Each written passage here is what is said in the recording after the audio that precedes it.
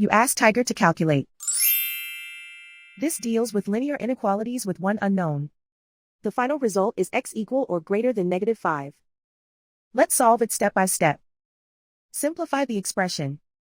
Expand the parentheses.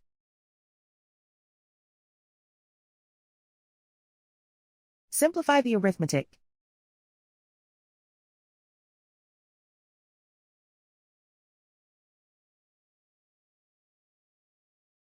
Group all x terms on the left side of the inequality. Subtract 2x from both sides.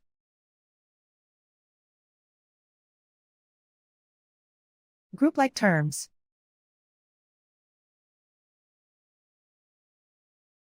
Simplify the arithmetic.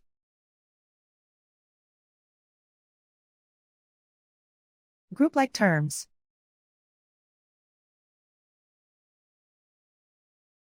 Simplify the arithmetic.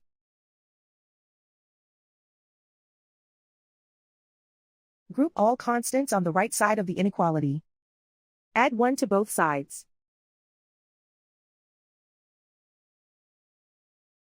Simplify the arithmetic.